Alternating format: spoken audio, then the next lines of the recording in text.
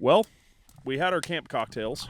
We collected one Colby and one Steven. Present. And here we are. We're here. So this is quite a special episode. We do have to introduce those of you that have never been on the internet and have not met Mr. Hobo Steve over here. And then we also have to meet Adam's good friend, my new friend, Colby. We're on a trip out here filming this old square tin can called an Isuzu Trooper. Watch your whore mouth, please. And thank you. This is really fulfilling Adam's dream. He's always wanted to have a budget Land Rover. Yes. He's just always wanted to have a Land Rover that's not a Land Rover. No, we're shooting some video for Blue Line and trying to get you guys some more content.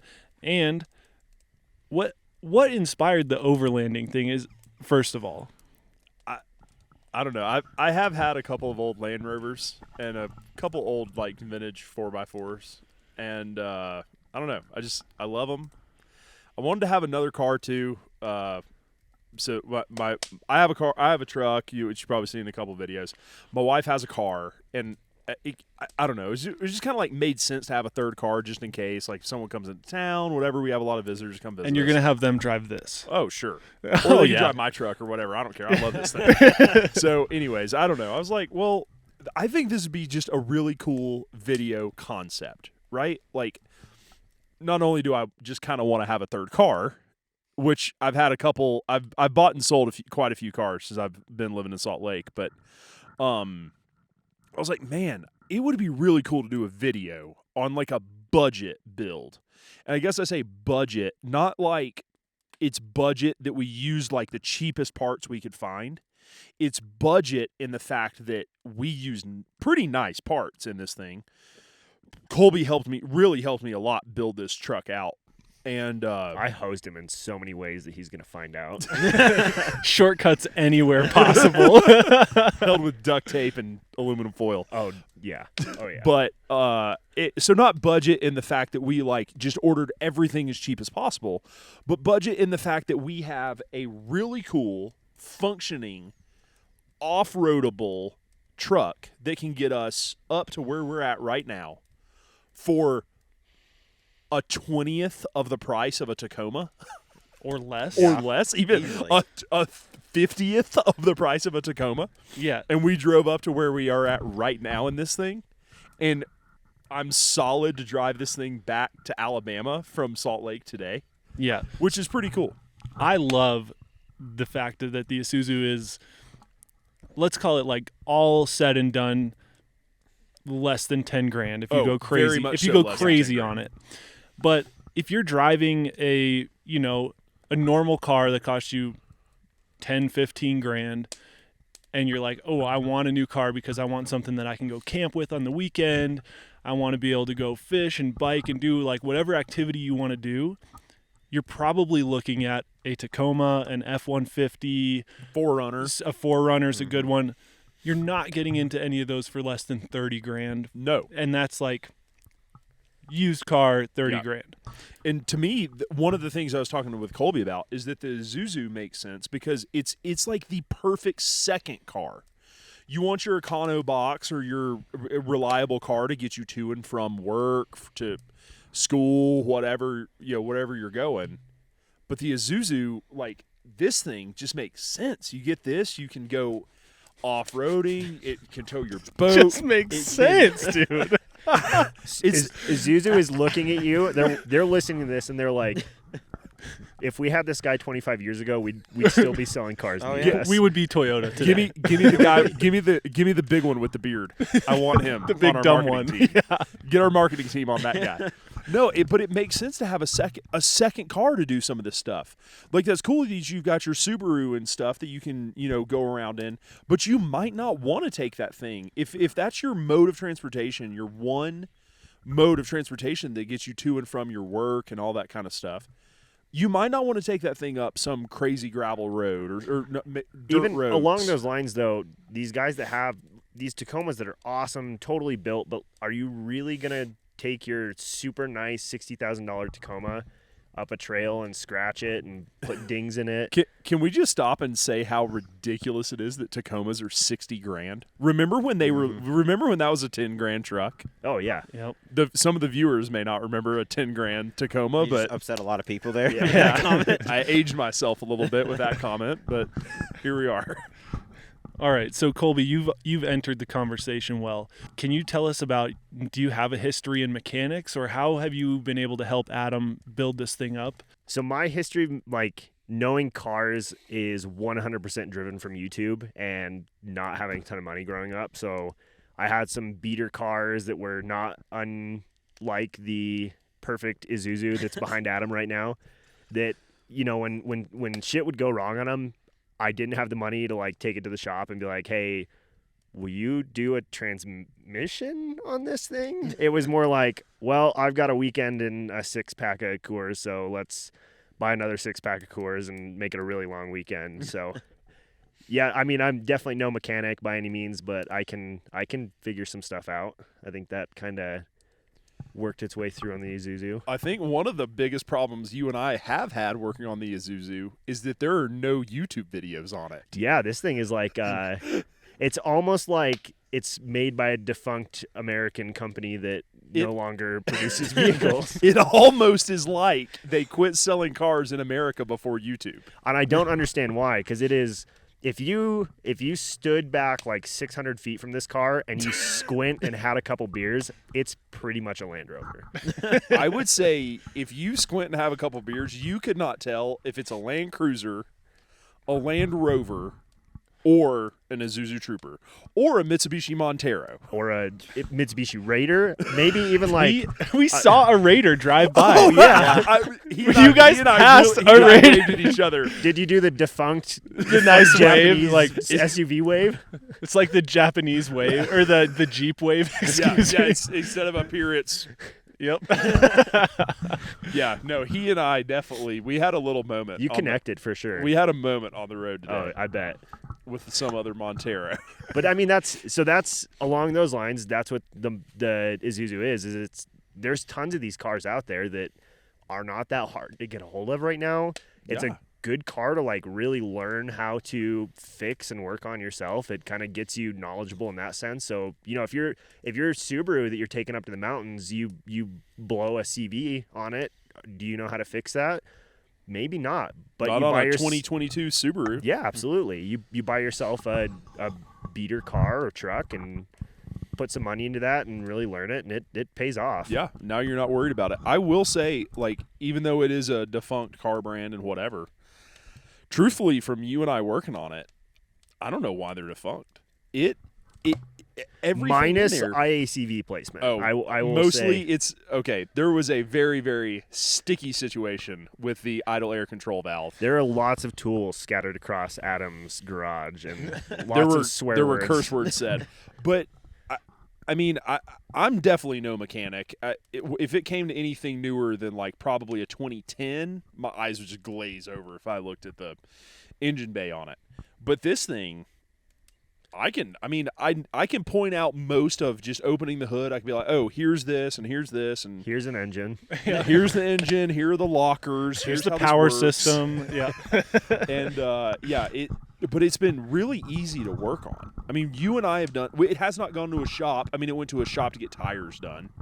Obviously, I don't have the machines in my garage to do that. But you and I did all of the upgrades, all of the repairs. Well, we did have one of my other buddies join us, but we did everything in my garage. Yeah, absolutely. With regular tools. Nothing crazy, no sort of mechanics tools. We did everything ourselves. I like it. Steven, how are you feeling about the Blue Line purchase of an Isuzu Trooper? It's been a lot of very hard conversations with Adam about this, and our just finances. about this. This is the only hard conversation you've had with me. We've had a lot of hard conversations lately, mostly with his irregular and rampant spending of our funds for not necessarily product. Come on now. This is You a got to product. sell the product. You got to market the product. And I get it. We are building our marketing platform right now, and I think this is a great way to reach out to other audiences past the fly fishing community. So I was on board with it. And, after a while, he wore me down on that, as he always does, I feel like. But I've had to hold him back a little bit because thank you, Colby, for mentioning certain items like upgrading the engine. To a, I don't know, Whatever, turbo diesel. just a turb Yeah, Yes. that turb D's. Yeah. You throw in terms out there that I don't understand, but then I see that price tag, and I'm just like, That Turb no, Troop. no. You get some sponsor money or some revenue off some videos, maybe we can talk. Was We'll it like ugly baby situation where like Adam was sending pictures of the Trooper and you were just like, oh, that's awesome. Yeah, I'm just like, Looks Great. what great. Yeah, did you buy? so Yes, looks cute. awesome. What are we doing with this again? Cool. A YouTube video, Steven. Yeah. And I'm just like, but you have a truck that has heated seats and a rooftop tent. Well, ask Adam about the heated seats on the Isuzu. Oh. Yeah, the solar powered ones. I love those. Leaving Salt Yeah. Lake in 105 degrees. Ooh, Heated man, seats it's all were toasty. ripping. And they're cooled. Cooled. First thing in the morning, they This were morning? cold. Frosty. Yep. This morning, when it was 20 degrees outside, we hopped in. The cooled seats already on. Oh, and They how, had this. how awake were you? So awake, so alert. I was ready to drive anywhere. I was so alert after getting in that thing with the cooled seats. Up a mountain, down a mountain. Wherever. It doesn't matter. the next to mountain. the Next shopping to mall, river. I was ready. Oh, all right. So now you guys know all the drama behind the Isuzu Trooper and how badass it is. Because this thing has ripped up and down the roads, no problem. It looks the part on every road. An asphalt country road looks the part. Dirt road bouncing around, kicking up dust. Perfect. Beautiful. It is. I mean, it is The campsite? Oh, it fits right in. Oh, yeah. And don't even talk about the rooftop tent on the truck because that is equivalent to a rooftop tent to you. I mean, it is a nice place to crash. I have fresh air. I get to see the stars. I'm above bears for the most part. You're above everybody in the Isuzu Trooper. I think, obviously, yeah, we measured it out earlier. And it's Yeah, like, I it's- think it's- it rides higher than the truck. It's almost not fair. The golden pedestal that you're on when you're in a 91 Isuzu Trooper S. The sport model.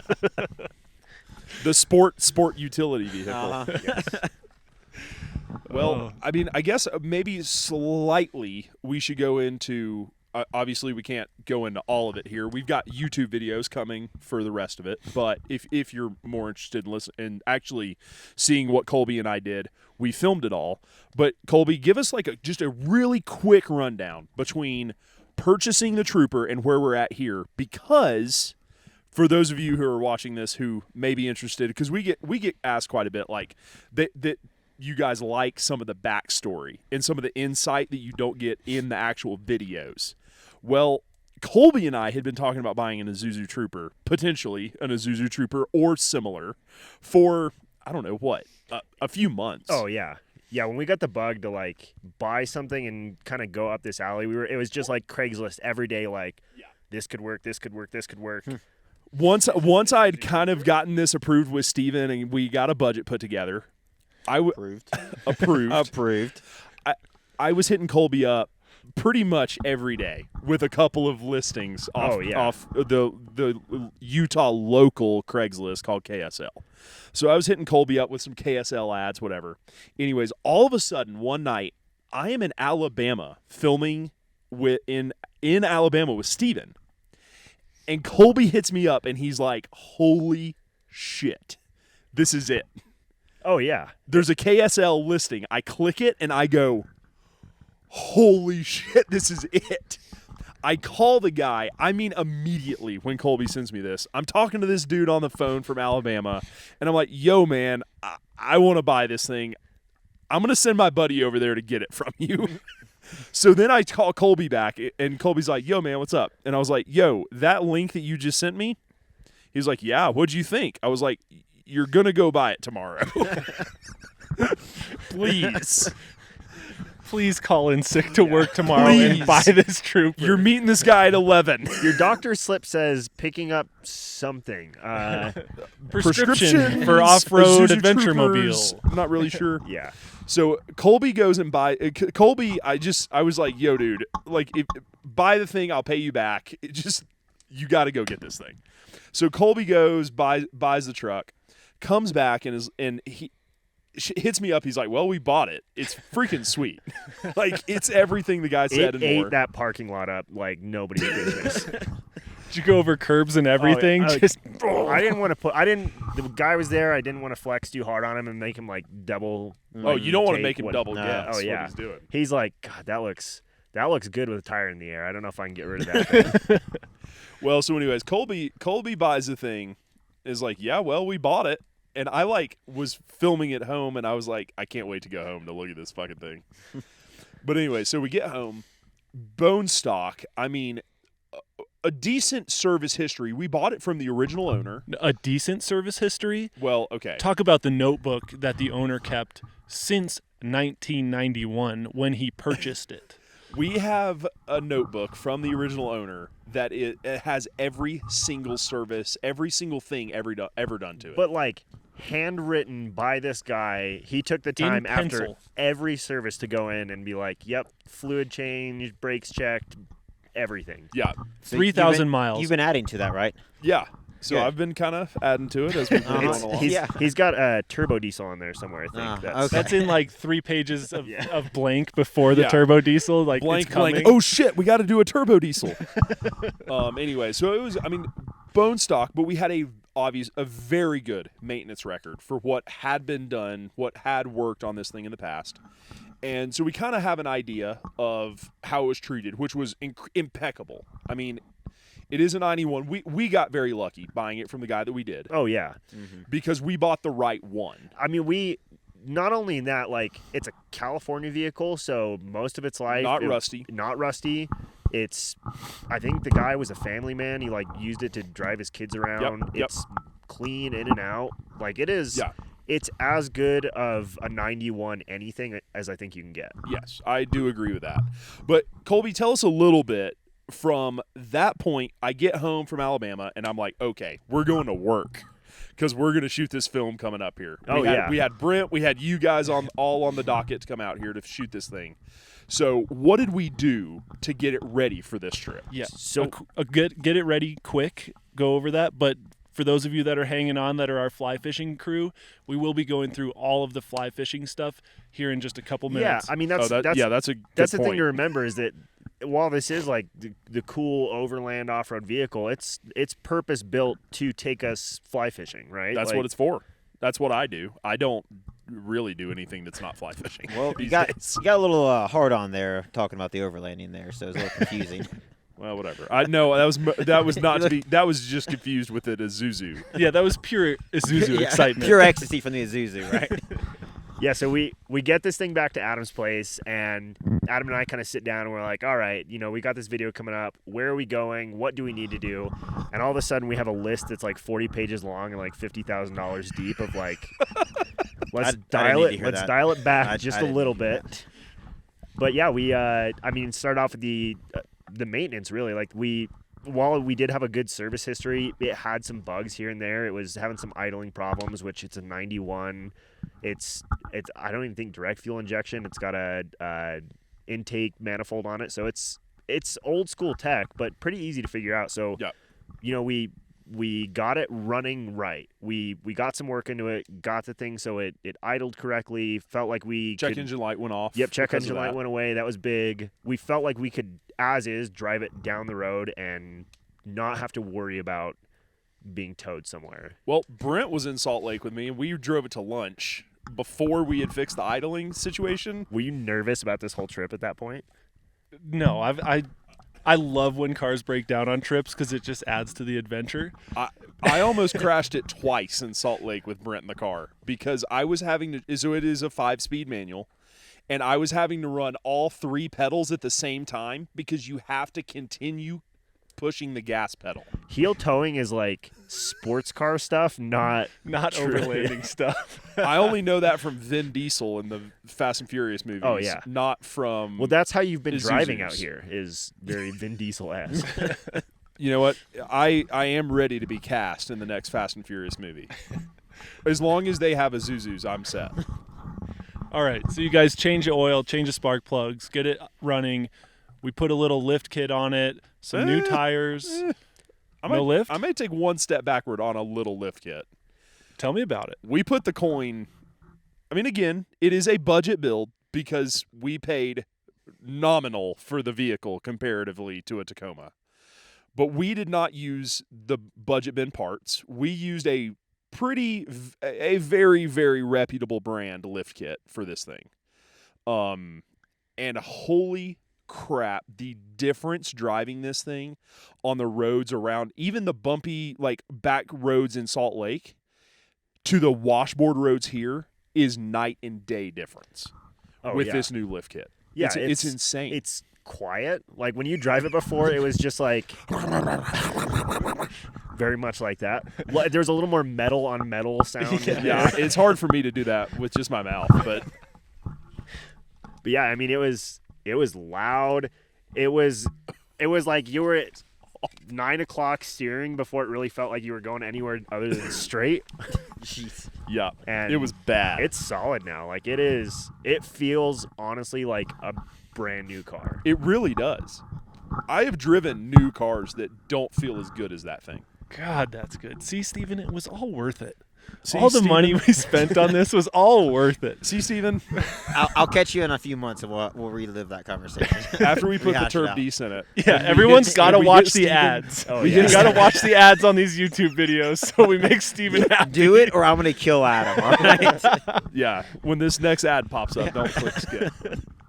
All right, so we got the history of the vehicle. Let's move on to this trip specifically. Let's do it. This is the shakedown trip for the Isuzu.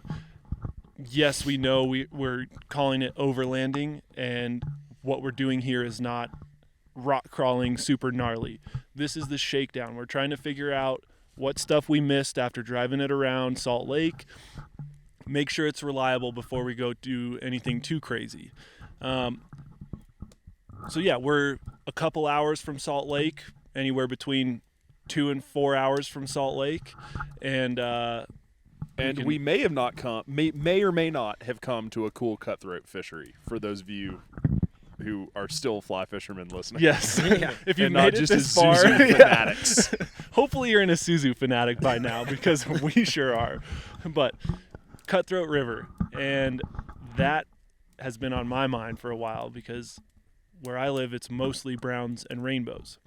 So what did you guys have to do different knowing we weren't going to be fishing in a boat, that we're going to be fishing out of a land yacht, the Isuzu Trooper?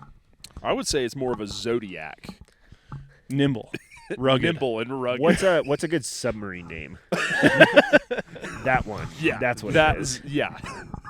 No, it was. We kind of knew we were going to come up, and okay. I guess if we take another quick step back, we have been talking about a couple of different trips that we want to go do that are really only accessible by 4-wheel drive vehicles. Out kind of in the middle of nowhere on trails that I personally am not going to drive my daily driver down. So Colby and I have kind of scouted out some different places in a couple different states that we want to go fish that we can't bring a boat, which truthfully Steven and I have said in a lot of our different videos, and a lot of, I feel like, our keys to success are because we've been floating. Mm-hmm. We've got our kind of whitewater raft situation set up. So they're easy. They're versatile. We can take them anywhere. We're able to get away from people and the crowds to find fish that are unpressured.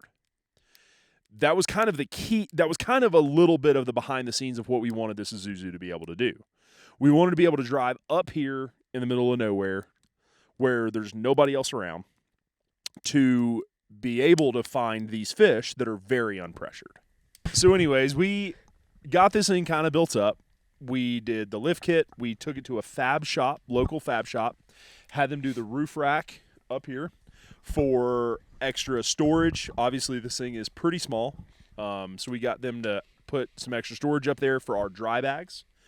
Potentially, in the future, a rooftop tent, but as of right now, also doubled as rod storage for today, which was awesome, kind of putting around. We got some of the Loon rod sleeves up there so that we could store our rods. We got a brush guard on here, not only to just finish the look, but we also did want a place to mount some lights, which it desperately needed for our drive out here. driving out because we rolled in pretty late first night. Yes. And we would not have rolled anywhere had we not put lights on that thing. Mm-hmm. The headlights were like, you would turn them on and you'd be like, are they on?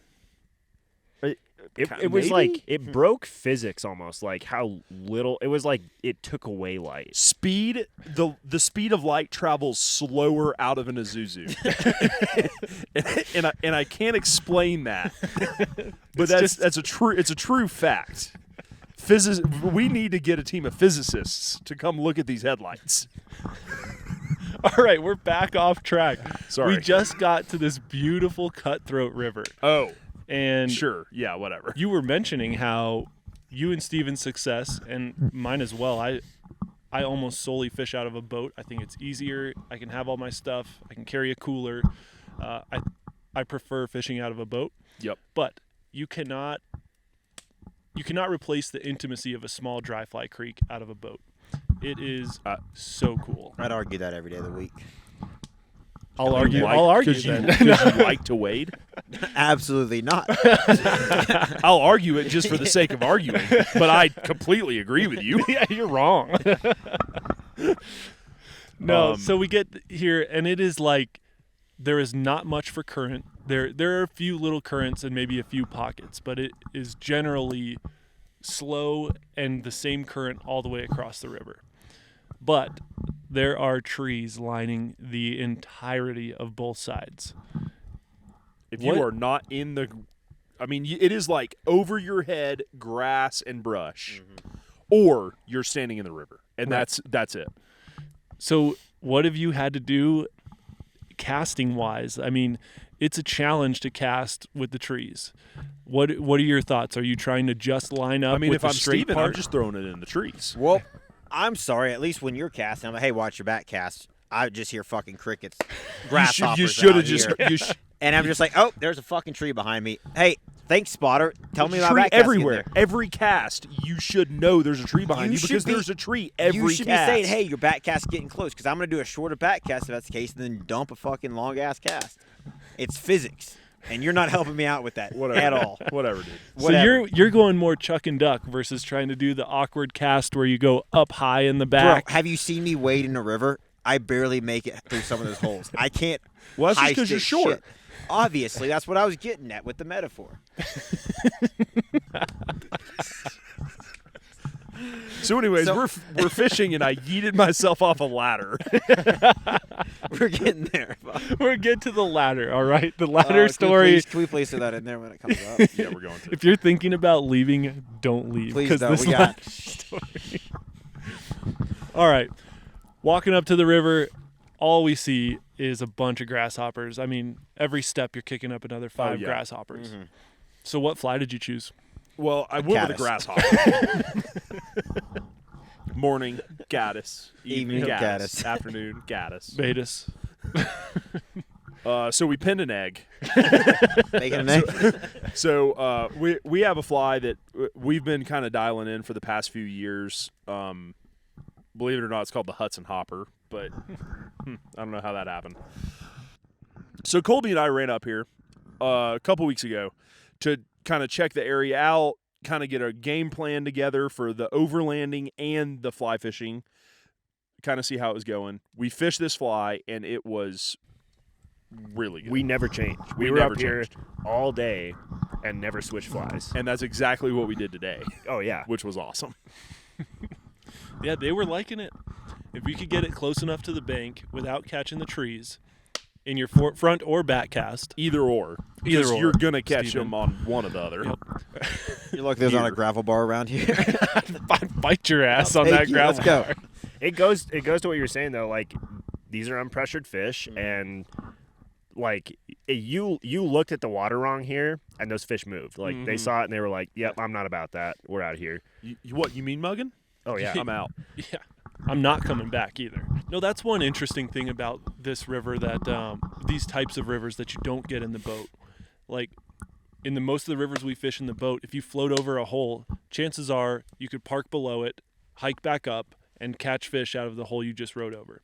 This, if you walk anywhere near this hole or upstream of where you think the fish are going to be, you will not catch a fish. If you walk too hard and throw a wake up through, I mean, the water's so calm. It's not like walking through a riffle where you can just stomp through it. I mean, if you walk too hard, you're going to throw a wake a long way upriver and spook fish with that pressure even wave. casting, when like measuring out a cast to put it right in the right spot, you throw it 20 feet left on one of these fish and they'd feel it and move. Yeah. I mean, really today, that was one of the hardest parts I was having early in the morning was it because generally I'm kind of set on like, okay, let's make a safe cast and work towards that hero cast where if you get hung in the tree, okay, that's not that big of a deal. I've already fished it 3 times beforehand. Right. I'll just go get it out of the tree and then we'll keep going.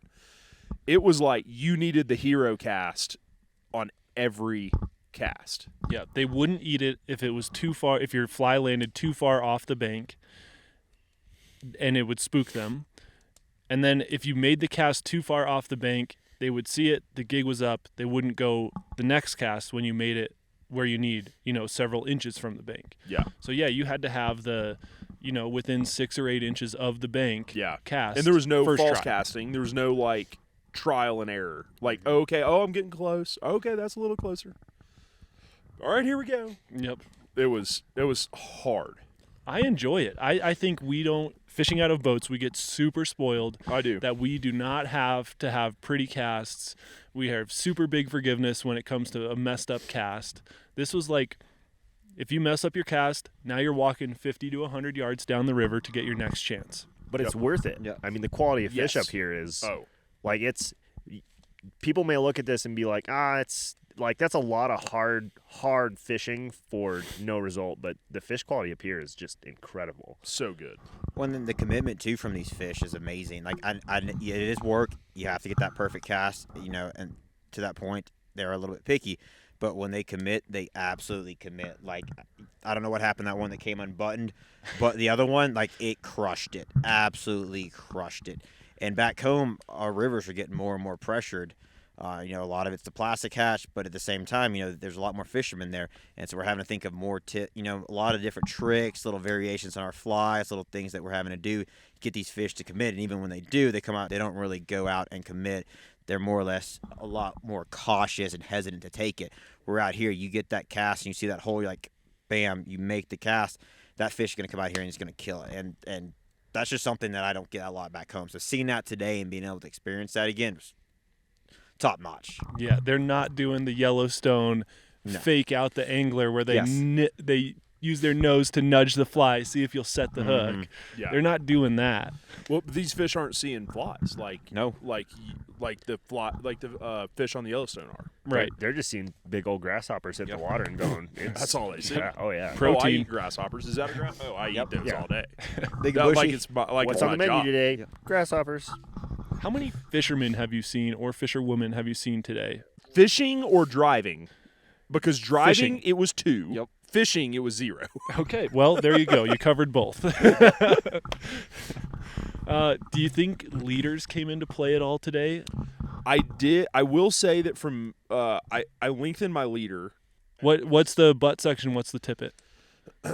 so I wouldn't 100% like recommend all this, but my dry fly leader is actually our nymph leader that we sell, which is a large stretch. Well, it's not that large, but it's a butt section. It's a large butt section of stretchy fluorocarbon. How And- big? It is 6 feet. No, what pound? How thick? That's an industry secret. I can't tell you all that. Okay. And then it goes to a swivel. Yep. Where generally, I mean, I developed this thing when I was guiding nymphing a lot, but for dry flies, it quickly became my favorite dry fly leader too. It's got the swivel, so you're throwing those big grasshoppers that are wind resistant, and they may spin if you get them in the air. Mhm. You never the leader will not kink with the swivel. You never get the twisty at the never end get of the leader. twisties, which I feel like hurts your fishing a lot if you have that leader coiled on the water. Like it doesn't Yep. float right. I just don't like it. So it's a really stiff butt section, and then I was running a large piece of 4X to a large piece of 3X. No, sorry, 3X to 4X. I was running right around 10 to 12 feet. Okay. That makes sense on a For- still delicate river. Still like this. delicate, stealthy. But I mean, some people may say, oh, dry flies, I throw like 5X, but these fish are not 5X fish. They were angry. No. Yeah, and you also throwing maybe 5X with like a parachute Adams is fine, but you can't move that grasshopper that we were throwing today. I mean, all the grasshoppers we've seen, we were really matching the hatch on the hoppers. 3 to 3.5 inch grasshoppers. Come on, 3.5, 2.5, Three, Okay. and, 3.25. 3.25, Three and a quarter? Yep, 3.25. above 3 to average. 3.5. They inch were big grasshoppers. hoppers, no doubt. And a piece of 5X is not even if you could cast that, you cannot, in my opinion, really accurately predict where that hopper is going to go at the end of your cast. Yeah, it'll have some. And it'll have too much kind of wiggle room at the end to be as accurate as we needed to be today. Yep. So I didn't think the tippet was too big of an issue, but I definitely went with that longer leader to be able to help me out. Yeah, because the line hitting the water, making those small ripples, but the leader doesn't do that. Yeah. Awesome. What'd you think of the leader setup? I think you started fishing a bit shorter setup on leader.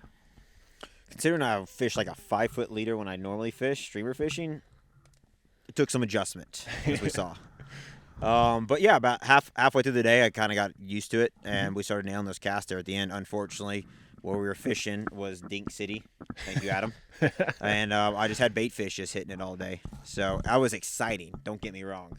Like just seeing those little like 3-inchers come up and just hit that little cat. Oh yeah, because we did end up dropping a caddis in the afternoon because we were like, oh, okay, well we're not getting too many on the hopper here. Let's downsize for success and drop a nice little Hudson caddis. So we had the Hudson hopper to the Hudson caddis. But it turns out the reason we weren't getting eats on the hopper was just because there wasn't fish big enough to eat the hopper. They just weren't fish there. Period. Those were all bait fish. I tried walking. No, there were some small trout that we saw, but I tried walking near all the cut banks that looked like where we were going and trying to spook. nothing. I did not see anything. No. There were no big fish. That doesn't mean that there wasn't one, but Yeah. there was very few if there was. Yeah.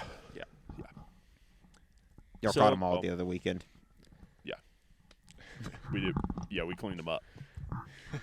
Damn right. I mean, this is kind of funny to me because as far as a fishing trip goes, yes, there's some nuance. You have to extend your leader. Maybe you have to work on a new awkward cast where you're going above the bushes or you're kind of sidearm around a corner type thing. It's kind of figure it out type casting while still being accurate somehow. But aside from that, it's quite simple. I mean, fly choice is easy. If you see that many hoppers, you know what you're going to throw. Yeah, there's no question. Like, oh, what am I throwing? Yeah. Okay. Well, and maybe even a little bit like, okay, here's an olive hopper, here's a brown hopper, here's a tan hopper. All right. I've got hoppers that look like all of these things. I'm just going to put the tan one on. Sure. I'm going to put the brown one on. Yeah, any one of those colors probably would have worked. Deal. That's the cool thing about fishing.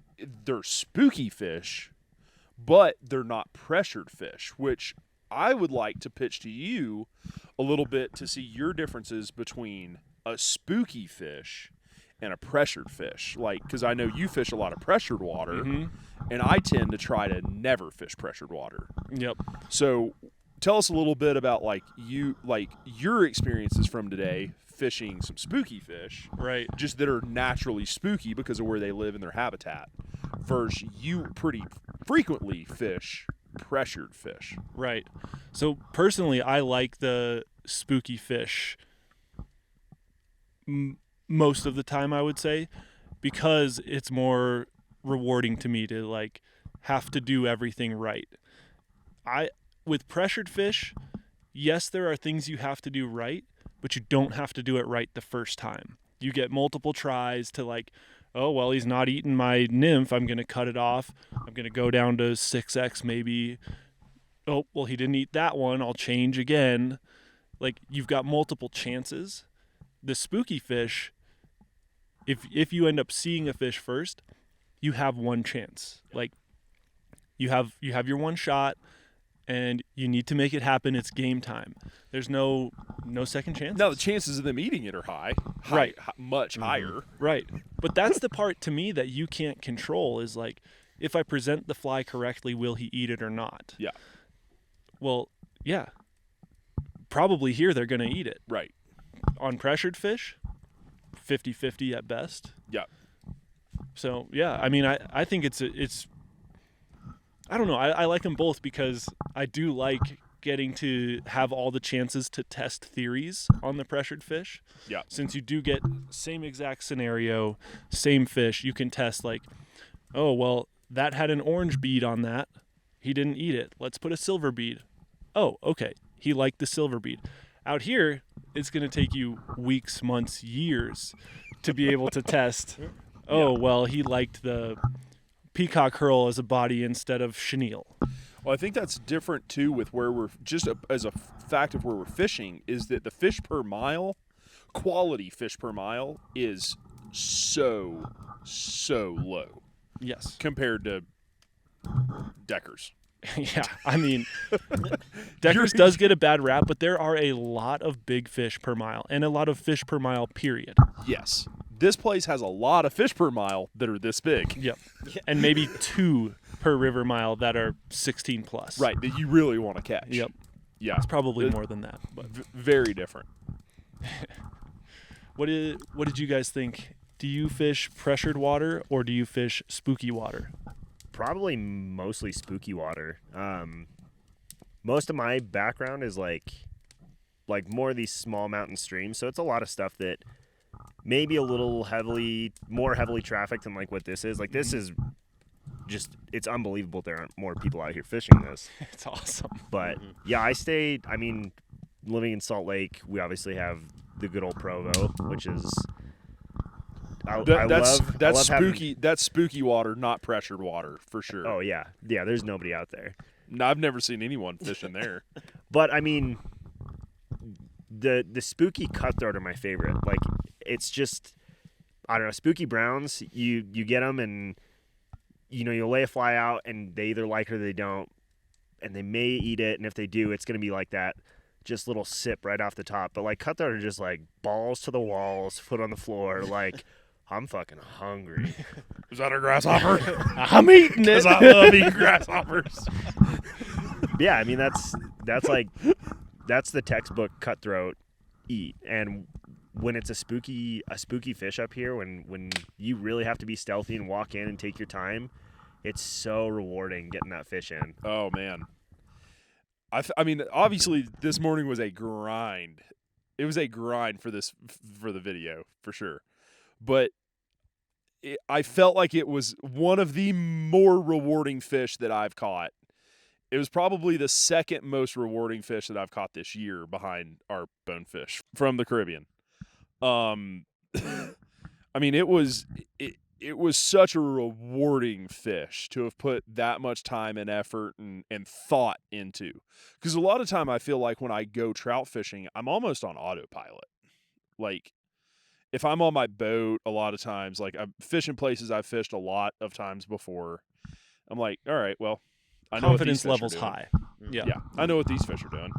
They're eating grasshoppers off these rocks. They're eating pinned eggs. They're always eating those. They're eating squirmy worms under bobbers, and that's all there is to it. I mean, it almost is automatic, but it was really refreshing for me to take a step back and like think about even more in depth, like, okay, what is going on here? Where are the fish? What are they doing? What are they eating? What kind of cast do we need? Like that stuff was pretty rewarding for me today to be able to like think through. Yep. I want to pause for a second and define automatic. To me, I agree with your thought process of like back home, it does feel automatic to go catch fish. But in the context of if I go out for a day, I'm pretty darn confident I'm not going to get skunked. It's not automatic that I'm catching a fish every cast or I'm telling, whoever I'm fishing with is going to be able to catch 50 fish in a day. But it's automatic that we're going to go be able to put a fish in the boat and give whoever you're with the fishing experience instead of, oh man, I don't know if we're going to figure them out today at all. Definitely not automatic. You're right. Not automatic in the sense like, oh, this is just super easy. Just throw anything out there and they eat it. Automatic in the sense that it was cool fishing somewhere drastically different and new, where, like Brent just said, there's a lot of places that we'll go fish that like I fished a lot of times. Like I know what the fish are doing, I know where they live, I know what they eat. We're just gonna do that, and we will statistically put a fish in the boat. Maybe some things that we change up and some little nuances to fix, but really cool to come somewhere that is very different from what I normally do. I mean, it makes you slow down too. Like, Yes. you really have to slow down on these kinds of waters and Yes. pick everything out. It touches that part of your brain, like when you were first fly fishing, like first really learning how to get into it. You have to think about things again, and in a boat, you're just like, just shooting past stuff. Like, not a fish there. No, That's the automatic I'm talking about. yeah, Yep. Like, because I just get in this zone when I'm in my boat. I'm targeting big fish, targeting big fish water, using flies that generally are just kind of geared for big fish. And if A doesn't work, I have B, C, and D plans. exactly. Like well-defined each of them. Yeah. Out here, we don't know what B, C, or D is exactly. No, but you're like walking up and you're like, okay, well, I have one shot at this, and if I miss this, I'm going for another hike. And then I'll try plan B, which I think will be a longer lead, different fly. But No, longer. Yeah, I don't quite know what happened there. What was wrong? on the same token, I kind of like this fly because maybe a 6-weight line on a light presentation 5-weight rod. Yeah, that should work. that's what we needed. And I'm It fucking actually worked out lazy, then. and I'm not because changing because flies. I didn't have to backcast as much. I could shoot more line. Hey, I think it has a valid argument for this, even though I hate mislining rods like that. Mislining is the best way to do it. 'Cause If you you were- can do that, you can have any advantage you want.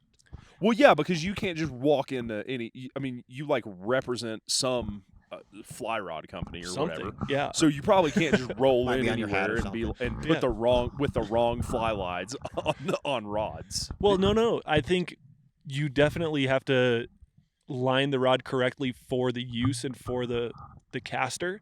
Not everyone has the same casting stroke, so you if you have a slow and gentle casting stroke, you're probably going to use a heavier line versus if you have a short and aggressive casting stroke, you're going to use a lighter line on the same rod. But generally speaking, on dry fly rivers, I'm all about the light line, true to line weight. But today, you made it was a valid argument. Okay, I have no back cast room. I need to load and dump line. Yep. Okay, let's try it. I did like being able to shoot line. That rod just slings line. Because instead of a techie dry fly line with a really long taper, we were using a aggressive front taper, like a nymph line. Essentially, is what we're using, or a floating streamer line today. Which is probably the reason we ended up having to go to a longer leader. But I would much rather cast. I'm used to fishing long leaders, Okay. so I'm good running long leaders. Yeah, it worked for you today. yeah. So yeah. But I like that aggressive, heavy front on that rod to be able to really load it up, and you can shoot a lot faster and heavier line, kind of longer cast with a shorter back cast, just to boil it down to its basics. I did like the point though with it as well. Though I mean, as long as you were paying attention to it and you kind of stopped your cast a little early and you have a little flick to it, you could have that fly and just place it too. It didn't just smack, which you would expect for a heavier line too. Right. So that was very nice. But that takes some more advanced casting to have the timing and wherewithal to lift, to get it to kick over a little bit, set fly first, and gently put the You line just down. said a lot of words I don't understand. I just get out there and I Look, just I fucking can't- hit through. You're stuff. making it happen, dude. Look, I can't do it, but if I drink a bunch of bourbon, I can. Yeah. And I Well- don't know how that works. All right, so you get done with a long day of fishing where you get one shot at a fish every 100 yards, and then you got to bushwhack or wade one step per minute through these freaking rivers because they're so flat. Not that bad, but you get back. Tell us about the meals you guys do, because one thing that I never put emphasis on was meals. Whenever I'm planning for a trip like this, I want the easiest, simplest, no cleanup type of meals, and I just accept that the food's gonna suck. You guys, not the same. How do you put it? You can't control the fishing, but you can control the food you eat. That's right. Well, Steven, tell us about. We had a gourmet Italian Italian fusion. Mamma mia. Mamma mia, octopus. Beautiful. Absolutely wonderful. You told me you were bringing octopus, and I was like, whoa, that is a next level. I don't think that has been in a video before. We didn't even have to go to the seafood market for it, too. And it wasn't even. Octopus isn't even Italian. No. No, I don't think so, actually. Well, hell. Is there octopus in the Mediterranean? I think so. I think I saw like a James Bond movie. There was like something there. All right, let's hear about the inspiration for the octopus. I mean, give us a quick. I mean, even if it's a minute, give us a rundown of your meal, because you were responsible for the first night's meal, and Adam was responsible for second night's meal. Yeah, so I'm always a big fan of making sure that we carb load plus have a good amount of protein in our meals. Because whether we're waiting like this and we had to hoof it through pretty dense brush around the river, or we're hiking through the river, which was, I'm not saying congested with moss, but it was pretty thick getting around your boots. So like it was hard either way. Or you're on a boat and you're not just floating down a river like you're on the southeast. Out here you're rowing constantly. So like you got to have protein, you got to have carbs to get ready for a long day of actual work, cuz it's fun, but it's still work out here. And so that's what I had in mind when I thought is, all right, cool, let's get a meat dish. Let's get some pasta in here. Let's get a little bit of bread in here and just kind of throw it all together. And so, I did some interwebbing and I found a cool little dish, and it turned out great. My only regret is that we didn't have enough beer. So we did have enough beer to really boil everything up together, but it would have been a travesty and a crying shame. And I think there's a couple laws in the state of Idaho for wasting that much Coors Light. Right. So you we had to you use would have either water. had to drink the beer or use it to boil the noodles in. Yeah, and so we chose to drink it that Why way didn't when we you boiled drink the beer after you'd boiled the noodles in it? The hot dog beer it. water. You never drank hot dog beer water. You never rushed a you? frat. Can you give just a breakdown of Quick breakdown. So what you want to get is some pure Angus Oscar Mayer wieners. Chop Can them you up. please call them hot dogs? Some pure Angus Oscar Mayer wieners and chop them up. Not fine chop. You're looking like for like a 1-inch kind of like cylinder. And then you're going to take, you want angel hair pasta. I don't know why anybody buys actual spaghetti. It's too thick. You need that fine angel hair pasta. And then you're going to want to do this number. And if you're Italian out there, I'm sorry, but you got to break it in half. Because it's just too long for the wieners. You've already motherfucked the Italian with the octopus that you're cooking. And then hot you dog just take octopus. the half noodles and you just ram them through the wiener, and then boil the whole mess up. Throw some pasta sauce on top of it, and there you go. You got your carbs, you got your protein, and if you really want to get fancy, you get some breadsticks for that gluten. Some Because Parmesan in Alabama, we breadsticks. believe in gluten. But honestly, like that wasn't even like the creme de la creme of the whole thing. We had a beautiful peach reduction. I don't know. A la mode. Yeah, a la mode minus the ice cream because Adam couldn't remember to bring the ice cream. That's on him. And the spices. But no it turned out- cinnamon, no ice cinnamon, cream. no sugar, no ice cream. Thank God we had bourbon syrup for the bourbon, which we repurposed for it. And then I got, honestly, I don't know why people buy fresh peaches. You can buy them in the can for like a third of the price on sale. Publix BOGO every day of the week. Legitimately, syrup is sugar. Can we just have that conversation real quick? Because Adam did bring that, but you didn't bring sugar in its Granulated most sugar basic in form. a bag. I bought it. I brought it in a bottle. It's got to be brown. Syrup is brown. Not that syrup. It's more of like a tan, like a beige, like the Isuzu. what's the color code on that car? Is it Yeah, what's bourbon barrel aged syrup? What's the is it, anybody got the hex code for that? Someone on the internet, give me the hex code for that. We need to throw that on the website. Bourbon barrel aged syrup. But Damn. honestly, that's the whole point. It's like if you have a good meal, not great, but good, that tied you over. And honestly, like when you've been waiting all day, I mean, you could probably eat dirt and you'd be happy with it. But it was Pretty better close. than that. And then you just tidy it up, wrap the whole package up, put a bow on it with some wonderfully bourbon reduced peaches. I don't know if that's how it actually is. Someone out there that's a chef, correct me please on the internet. But you walk away, you're like, That was actually a pretty good meal. It was good. Yeah. It was actually really good. Left a good sweet taste in my mouth. We all walked away impressed. It felt good. When all the Hobo way through. Steve leaves, you should have a good sweet taste in your mouth. Jesus Christ. I'm done for the night. All right, bye. Peace. I'll be over there. All right, turn that mic off. All right, Steve, it was a wonderful meal Thank first night. I got to say, Adam cranked it up a little bit on the he probably like folded his collar down and like tightened his tie up a little bit. Tell us about your meal, Adam. Well, we hit some burgers with Let's not tie tightening meal. Let's amp it. No. well, I kind of went all out on some burgers. Had all the accoutrement. Oui.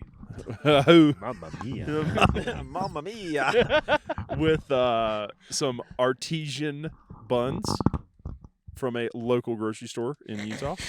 They're not sponsoring this film, and no one gets anything for free these days, so there you go. No ads for free. With some very nice grade A, choice, expensive ground beef that I made some very serious hearty burgers out of. Those were double or triple thick. Yes. So 4 C's. 4 C. Brent sees me 30 odd 8. Brent sees me making these burgers. He's like, "Do we only have 4 burgers?" And I was like, "Yeah, we're good." Do you see the size of these burgers? These patties were an inch and a half thick.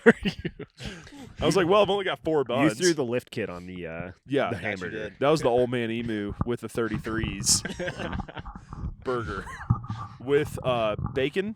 Had some peppers and onions that we did to you could accoutrement over the top. And what did you cook all of this stuff in?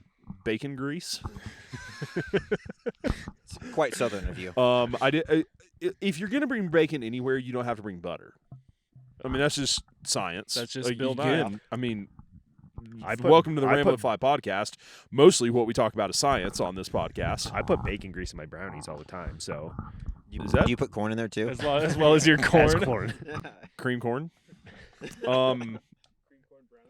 That's a inside joke, I guess, for those of you who are listening to this. Yep, nobody's gonna be sad they missed out on the cream corn stuffed brownies Corn joke. brownies. If you like cream corn in your brownies, please reach out to us and let us know that.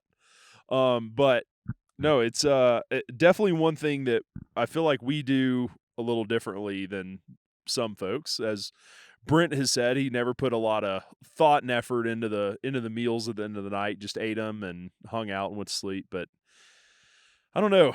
I kind of feel like, well, number one, you don't get to be as big as me without being able to cook pretty good, or at least be able to eat it pretty good. So I don't know. I like to be able to at least control one good thing about the day. Like, because if I had a banging day of fishing, I came back to camp and I had ramen. All I had to do was heat up some ramen and eat that.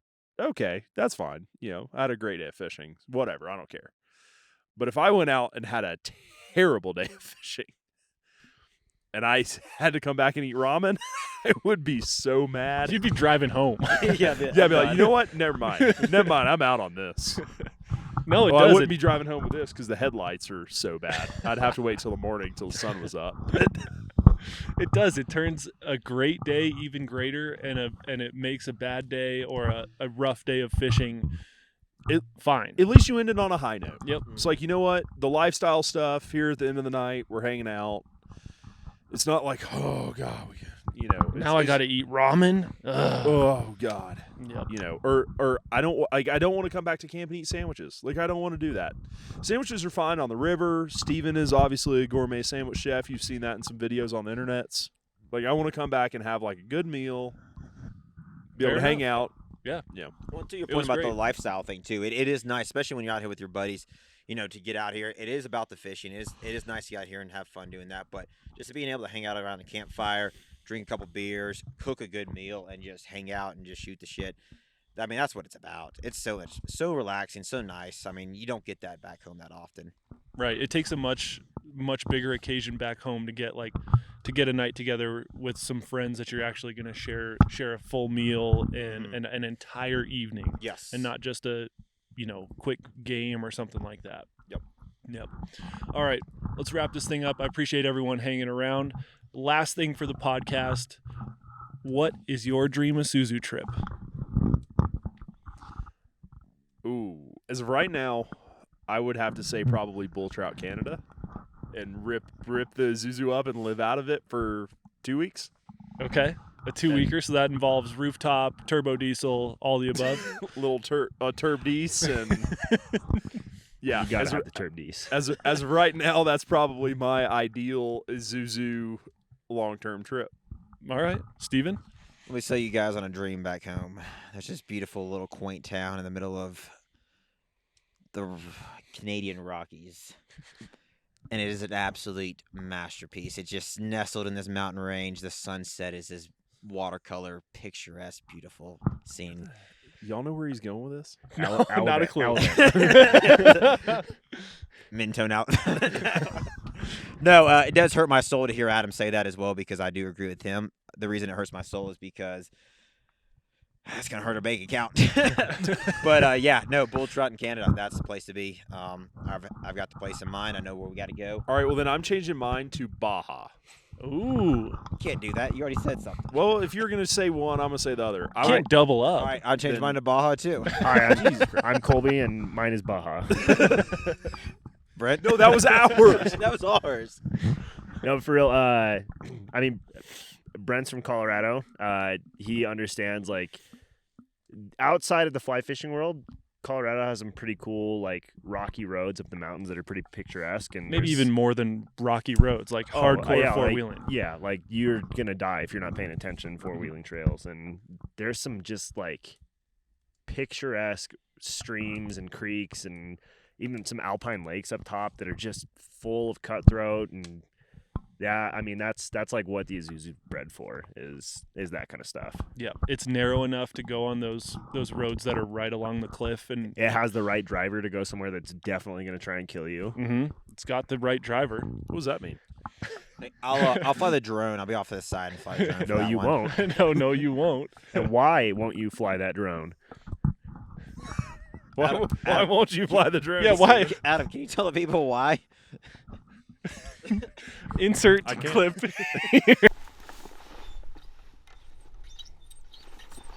Holy shit. Oh. Oh, God. Oh, God. Oh, God. Good. Yep. Yeah, there's we like to show it here at Yeah. Ramblin' Fly, a funny clip of the week. So This Adam, is funny clip Adam of the found out why month. OSHA has regulations today. Yes. Yeah. I hear we're walking up to the river. There's a fence crossing. I get the camera out. I'm like, oh, this would be nice. It'll like kind of lead us to the river. I start filming Adam climbing a ladder to cross a barbed wire fence, and Steven's standing there holding all the crap that I gave him because I had to hold the camera. And Adam takes one step on the ladder, kind of gives it a little shimmy side to side, and he's like kind of testing it. And he goes one more step, and he goes, oh shit, this thing's kind of wobbly. He's like in the back of his head, but he verbalizes, oh shit. One more step, he's now straddling the A-frame fence A barbed wire fence. over a barbed wire fence. And he starts going, oh shit, oh. It just keeps escalating into this. Steven and I are standing there watching this unfold, not even 5 feet away. We could have easily grabbed the ladder and saved Adam. It was like in slow-mo. It was just like, just slowly starts tipping. And I'm just like, oh, Adam just fucking with us. He's hamming it up yeah. for the camera. We thought he's playing this thing up. Oh no, he's going down. And I fell probably 8 feet off a ladder today. Straight, you dodged the barbed wire and Impressive. the post, but you landed straight on your ass /back /drone. /drone. So now we are out of a drone. Now we're droneless. So I hope you enjoyed that video. Those of you that are watching, if you're listening, you need to come watch the at video. least scroll It to is- the end of the video and watch that clip. I don't know if it's just because it's me, but it's the funniest thing I've seen in a long time. It's pretty freaking good. Just the pure escalation from like testing the fence. Oh shit, it is wobbly. Oh shit. Oh shit. Oh my god. Well, Well, you got to I tell know us- my dream trip. I'm trying to think because I grew up in Colorado as well, and I have visions of going on those trails as well. I wish Moab had fishing. in it. I mean, there like you could There's- you could go Colorado find- chub, baby. Yeah, There's a could go little, find there's a carp little and bit, catfish. and there's some stuff that's not that far. right, but it's But- not like fishing in the red rock Right. of Right. Moab proper. It would be cool to go through Moab on the way to a river. That would be fun. That would But- be dope. Yeah, just to change the scenery because this thing would just look at home in Moab too. It would look at home in the Canadian Rockies. It would look at home in the Colorado Rockies. Baja, It would look at home in Baja. South Africa, Japan. anywhere.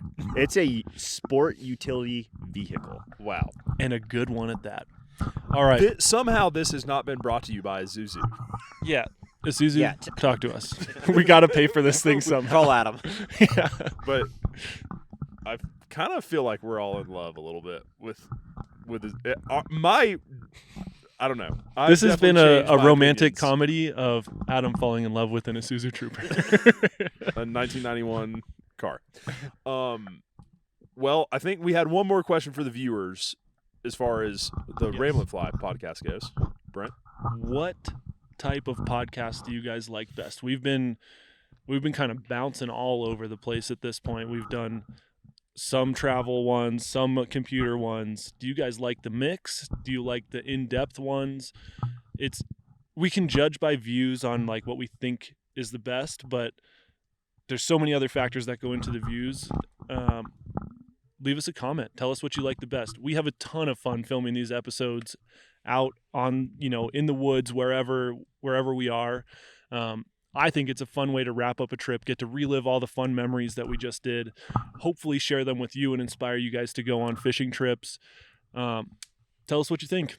Thank you for sticking around this long and listening to us talk about a 91 Isuzu Trooper. And cutthroat trout. Oh yeah, we did fish too. So thanks for hearing that too. Also fell off a ladder. All right.